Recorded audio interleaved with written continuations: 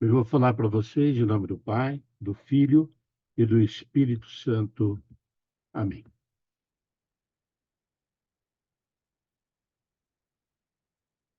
No próximo domingo, dia 26 de maio de 2024, nós iremos celebrar a Santíssima Trindade. Nós professamos Deus como sendo Pai, Filho e Espírito Santo, ou seja, a Santíssima Trindade.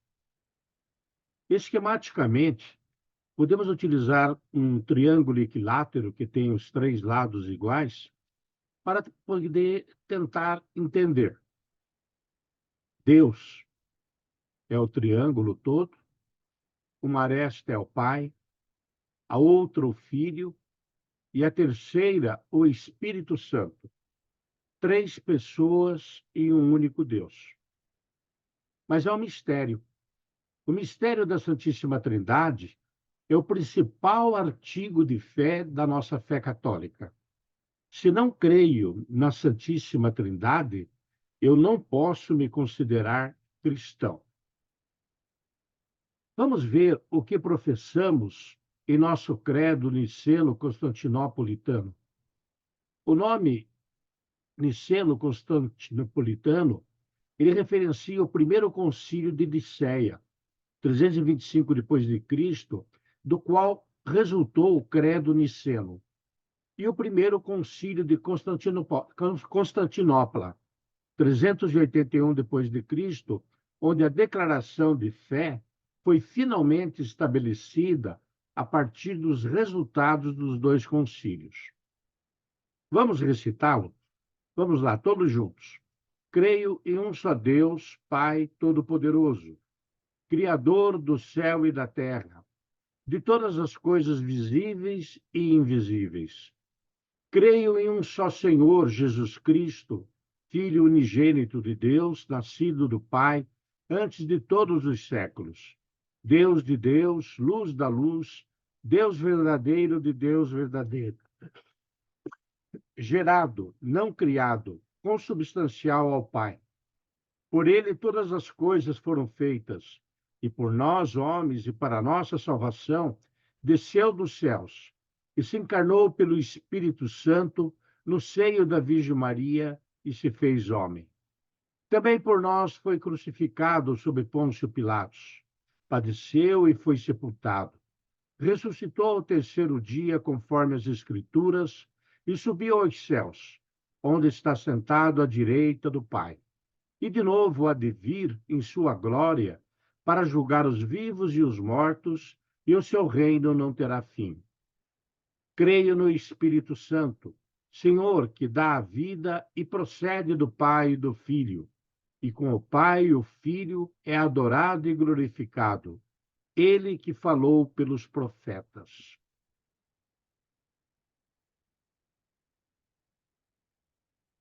Deus Pai é professado como incriado, invisível, único Deus, Criador do universo. Este é o primeiro artigo de fé. O segundo refere-se ao Verbo de Deus, Filho de Deus, Jesus Cristo, nosso Senhor, que apareceu aos profetas segundo o plano do Pai, e por meio dele foi criado o universo. Ele se fez homem entre os homens para destruir a morte, para manifestar a vida, restabelecer a comunhão entre Deus e os seres humanos, e no fim dos tempos virá para o julgamento e recapitular todas as coisas. O terceiro artigo refere-se ao Espírito Santo, cujo poder foi predito pelos profetas. E os padres foram instruídos em relação ao mesmo Espírito que, no fim dos tempos, renovará os seres humanos para Deus.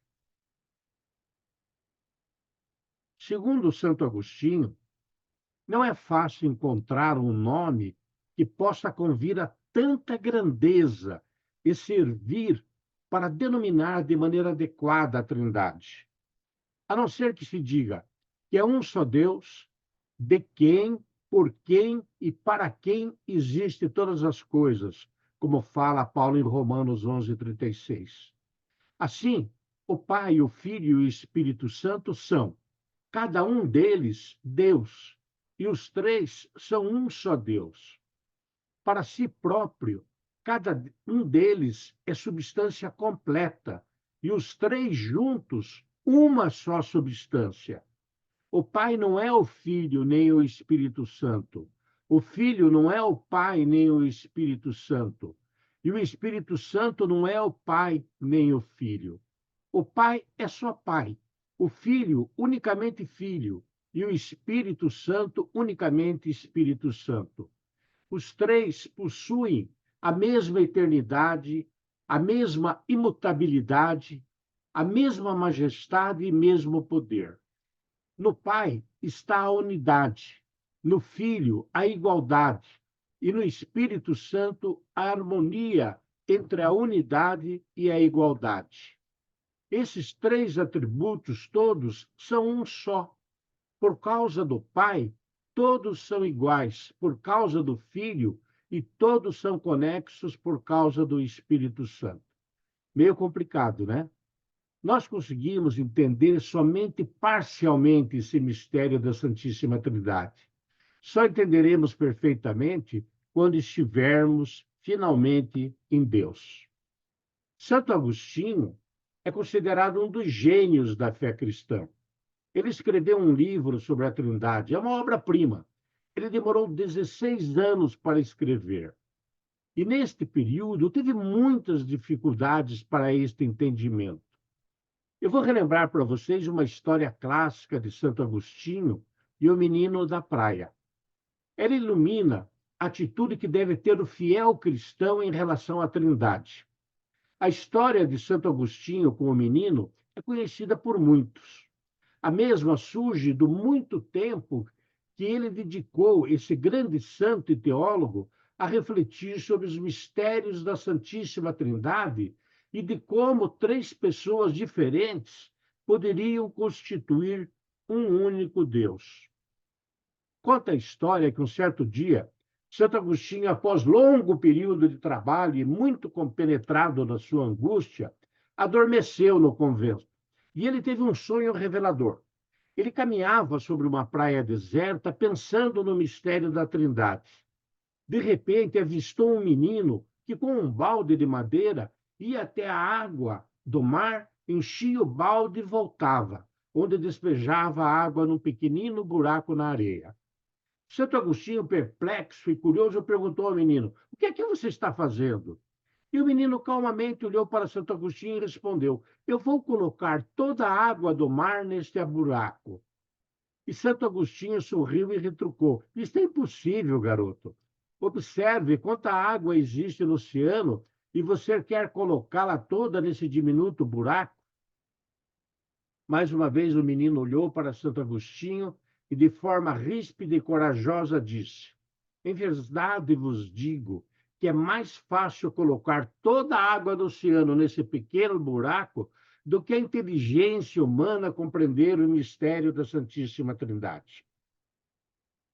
E num instante, Santo Agostinho acordou, assustado e desorientado.